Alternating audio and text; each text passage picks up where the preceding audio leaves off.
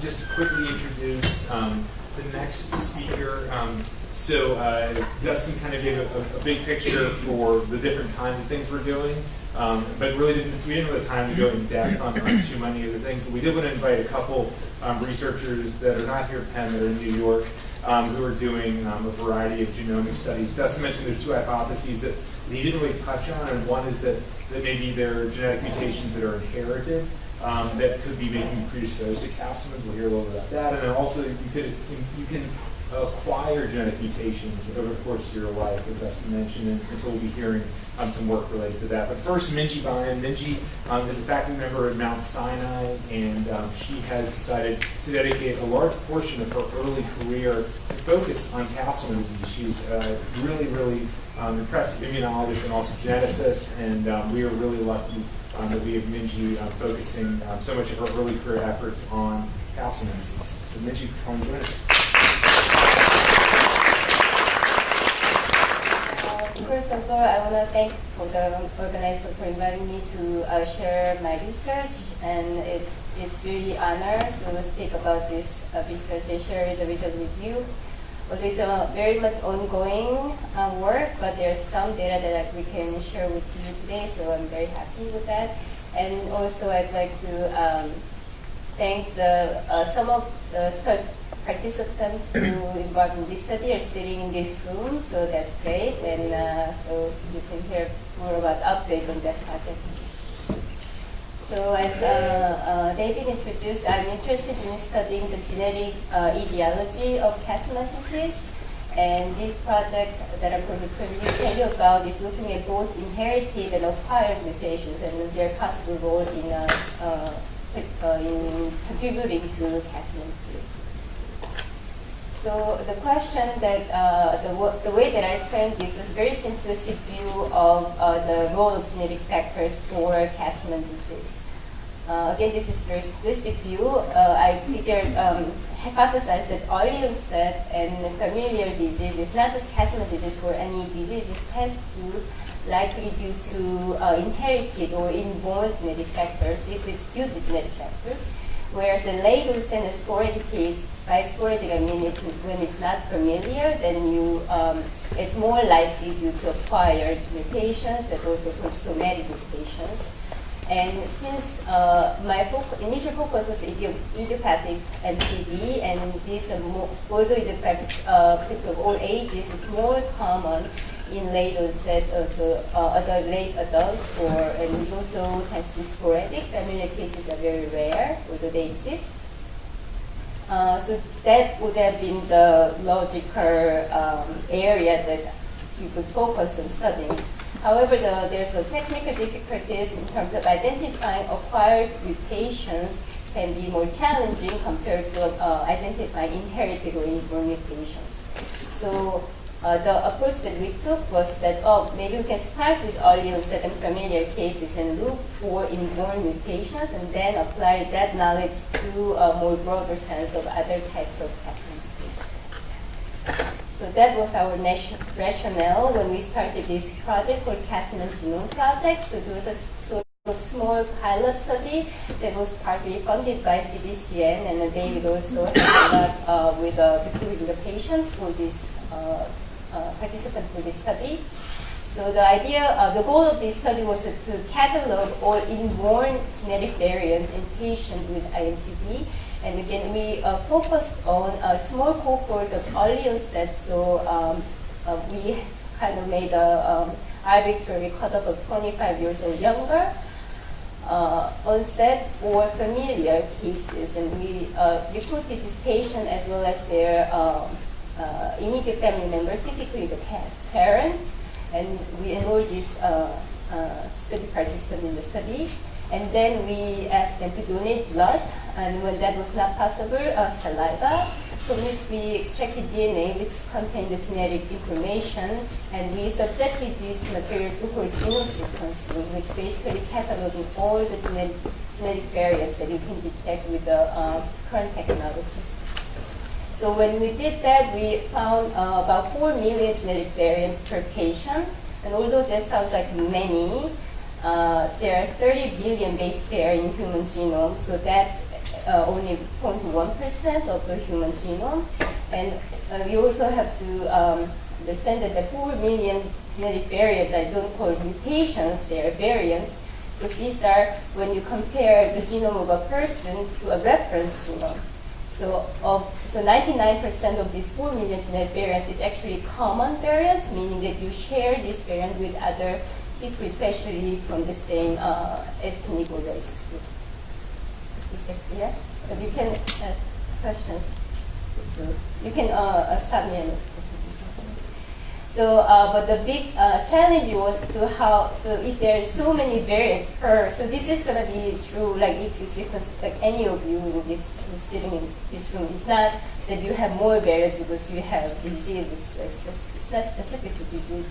But the challenge and also the interesting part of this research is to how to identify a single or a handful candidate mutation that may underlie the disease among these 4 million variants.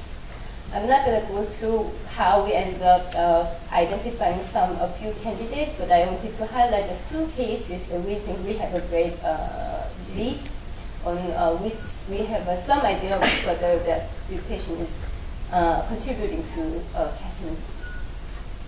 So the first case was coming from this family.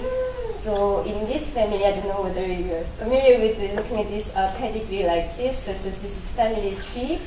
On the left at this point. So the square is male or man, circle is female. So this is a family where father was diagnosed with unicentric Castleman disease, and in his 60s was later said unicentric Castleman disease. Mother was healthy except that she had breast cancer and passed away in her 60s as well. Son had a more severe disease, diagnosed with IMCD in his 20s, and he has a sister who's now about her 30s, and she remains healthy. When we sequenced this family and then went through the process that I just described, we found of the many variants the patient carried, found this mutation as the best candidate in gene called FAS. And this mutation was shared in the father and the son, as well as the sister, who has not yet revealed any symptoms. So why did we choose FAS mutation as the best candidate? So first of all, the mutations in this gene are known to cause defective clearance of activated lymphocytes. And as we know, like the proliferation and division of activated lymphocytes is one of the features of Castleman disease. And the other hint was that there are other patients with mutations in this gene who present with a rare disorder called autoimmune lymphoproliferative syndrome. And based on this, there's some overlap between these patients, especially the son, and the ALPS features. We thought this mutation may be underlying cause for this family. But this particular mutation that was found in the family has never been reported previously, and we do not know whether that mutation actually caused some defect in the function of the gene. So we studied that mutation in the laboratory, and I'm not going to show you the result, the specific data. But we used the lymphocytes, so we got the blood from the patient and also family members, and used those to perform the test of the FAS gene function, which demonstrated, yes, the lymphocytes from this family were not cleared as they should, and that was probably what was underlying the disease in this family.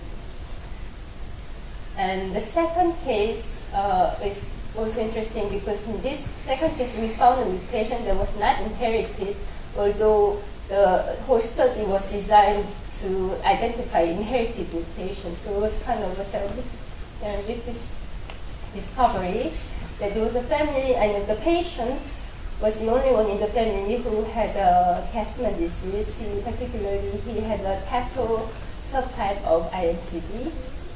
He was in his teens, so he was pediatric onset IMCD. When we did the sequencing and again analyzed the data, we found that the mutation in DNMP3A gene may be the best candidate for this patient, which I'm going to go through why we think that is in the next slide. But I first want to show you why we thought that this was acquired mutation, not inherited. First of all, his parents did not have the mutation. And second, this was specific to blood only. When we sequenced the sample from hair, there was no mutation. And even in blood, so we looked at different blood subsets like lymphocytes and monocytes, etc. And only 5 to 10% of cells carried the mutation, which suggests that it's only blood specific, and the fact that it's shared between different blood cell subsets is probably coming from the stem cell, blood stem cell. So why we thought this would be a good candidate? So DNMT3 mutations are known to cause defective differentiation of blood stem cells, which also is linked to why DNMT3 mutations are associated with hematopoietic cancers, blood cancers, especially acute myeloid leukemia. About 30% of patients carry mutations in these genes. In addition, very recently, a group at Stanford reported another IMCD patient with mutations of acquired mutation in this gene as well. So we thought there's some supporting evidence that this may be contributing to the disease in this patient. We're still working on this, characterizing this mutation. Again, this mutation has never been described before. So we are doing work in the laboratory to find out whether this mutation is affecting the differentiation of blood stem cells. And we are also have second hypothesis that it may affect the production of inflammatory cytokines, which is elevated in IMCD in some blood cells. Specifically, we are using this system based on stem cells because this is somatic mutation present only in 10% or less blood cells. It's a very limited material, and we cannot do many experiments in such limited material. So we turn into the stem cell-based method, which then lets you generate lots and lots of cells with a known mutation, and then use them for different assays. And particularly, we're focusing on two blood cell subsets, macrophages and T cells, because these are the cell subsets that produce the most cytokines in blood. So this work is still ongoing, and I don't have results yet, but hopefully we get interesting results. So I just want to finish here that obviously I only show you two cases among many that we sequenced. And so the remaining questions are, what about the other patients that we studied? Like, are there other candidate mutations in these patients? We're still working on going through this big data and trying to find a good fit. And second, so I talked about FAS and DNMT3A, and it sounds like they do two completely different things, but is there something that is actually shared that we don't know yet, that we are missing? And I think if we find another mutation in another gene, maybe that's going to help us to find a common thread. And I think that's also an important question that we need to address. And third, you may remember that the FAS mutated sister did not have any phenotype and recently yet. And also there are people who do not have any disease or leukemia or Castleman disease, healthy people with DNMT3A mutations, that's also known. So having these mutations don't mean that you're going to get the disease. So what determines who's going to get the disease, who's not? And that's also another aspect that we are studying as well. Just want to thank again the patients and families who participated in this study, and physicians as well. And this was funded by CDCN. We are lucky to have 2 grants from CDCN for this project, and this is my group at Mount Sinai.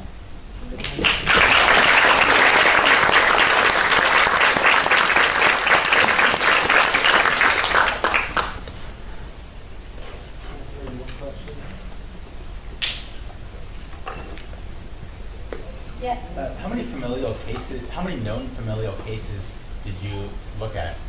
So in our study, we had 3 familial cases, one that I just presented. The other 2 cases were one case where 2 both with IMCD, uncle and nephew pair. The other one is mother and son, mother with IMCD, son with pediatric onset UCD.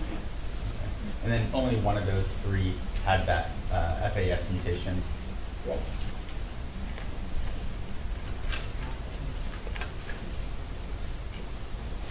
Thank you so much, Minji.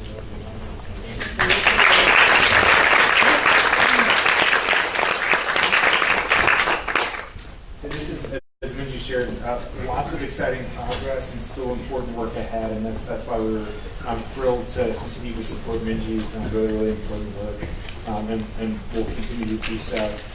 Next up, I wanted to introduce Wenbin Xiao. Wenbin is a hematopathologist at Memorial Sloan Kettering, where he, as being a hematopathologist, those are the people who actually make the diagnosis of Castleman's based on lymph node tissue.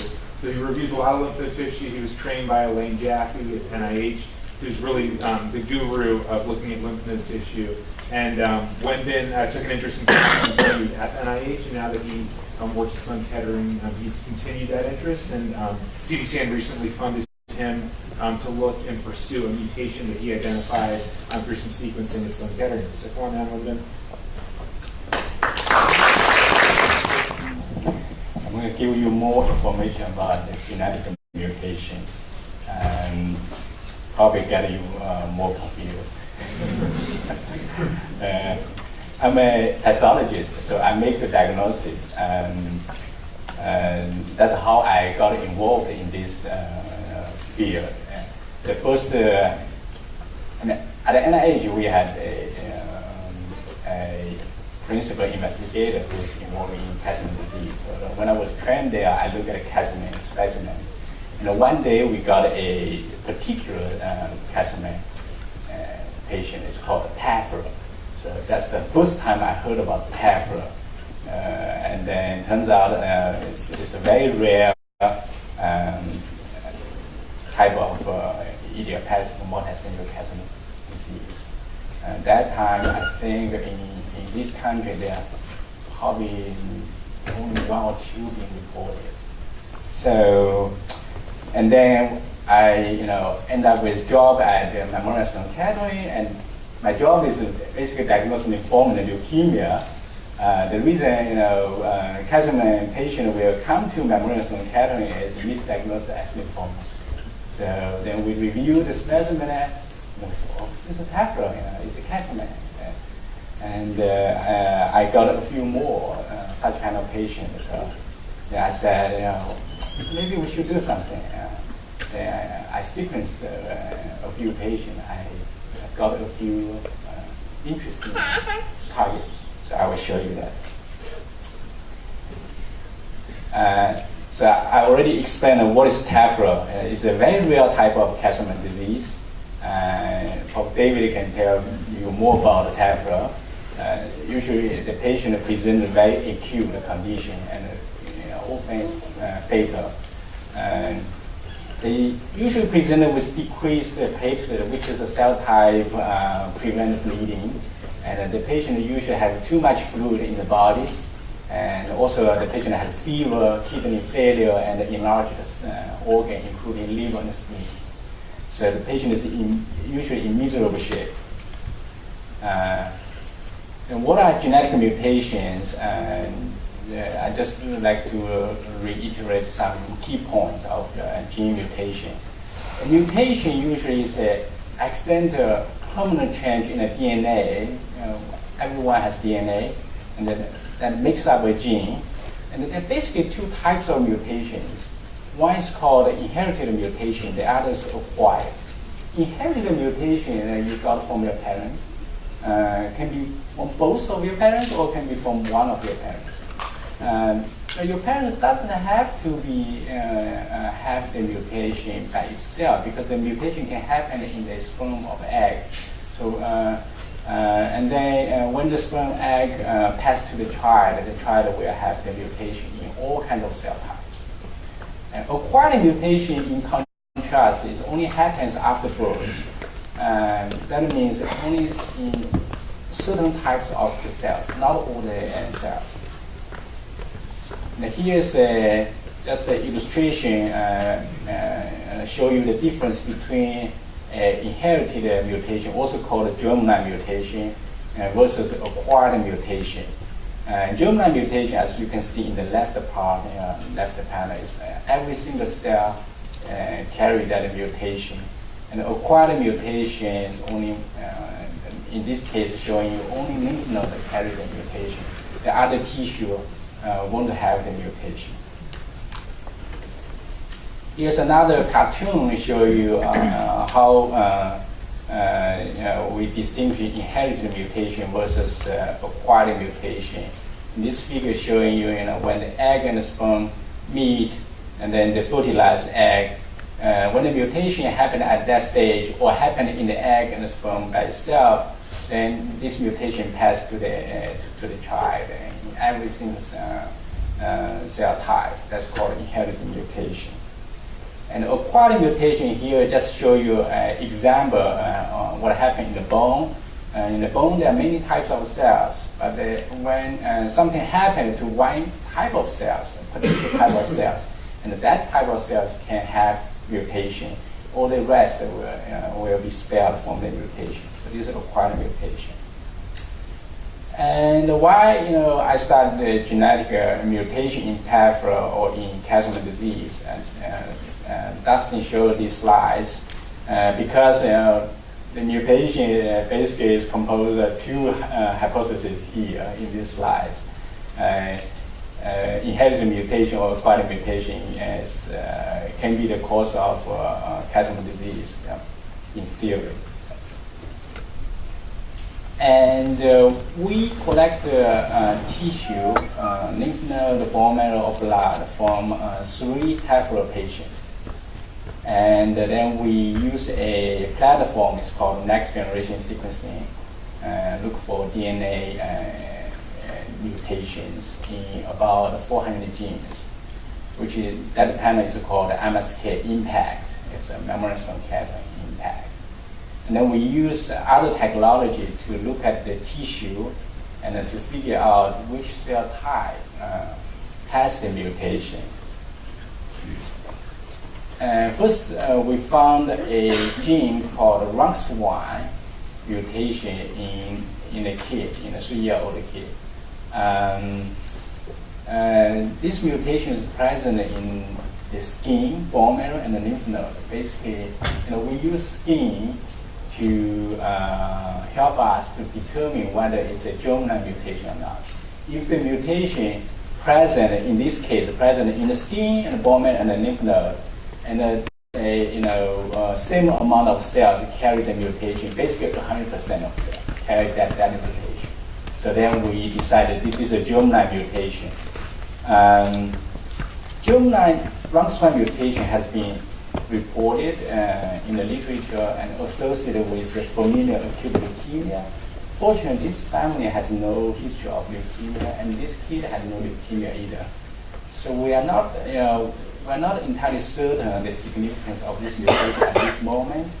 We are doing experiment to figure out is this mutation linked to Castleman disease, particularly to ask the question whether this mutation leads to overproduction of those inflammatory cytokines, which you see in Castleman disease. So that we can do. We are in the process of doing that. The other patient is very interesting. We got a gene called MAP2K2. This mutation is only present in the lymph node tissue, not in the bone marrow, not in the skin. So that tells us it's an acquired mutation. And it's not in all the cells. It's only in about 15% of the cell in the lymph node. So next question is, what cell in the lymph node has the mutation? And also, we need to figure out whether this mutation will lead to cytokine overproduction. Very interesting thing is this mutation lead to overactivation of a certain pathway. And we have drug targeting on that pathway. We have multiple drugs already FDA approved and has been used for patients for other type of diseases. So if this is really linked to the overproduction of cytokine or could be a potential cause of this Castleman disease, then we can provide a potential more alternative therapy for this horrible disease. The last slide I want to show you, this is very similar to the slide Dustin showed actually.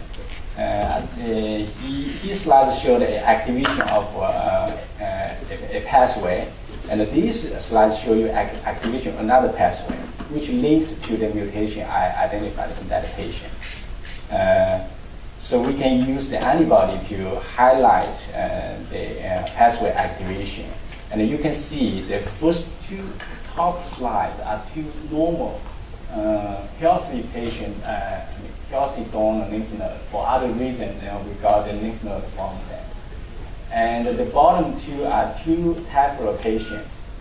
The left one, actually, that patient has a Runxman mutation, and the right one is a MAP2K2 mutation. And both, you see, we send the same antibody, and they show very similar pattern. It's an overactivation of that signal pathway. As you can see, not all the cell. It's about probably about 20% of the cell is showing is activation of this pathway. So we like to figure out what are these cells? Can we identify these cells? And then can we link this pathway to the causes of Castleman disease? This is PERG. I think that's all on the touch. Any question?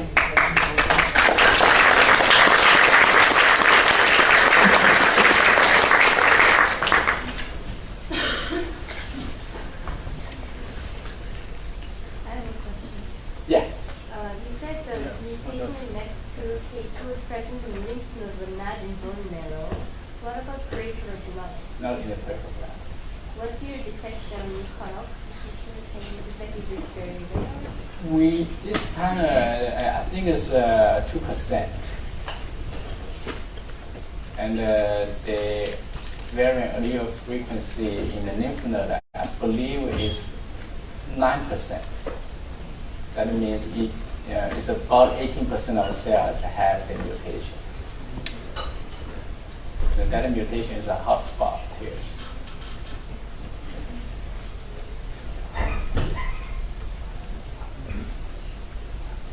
You have one down below. Question.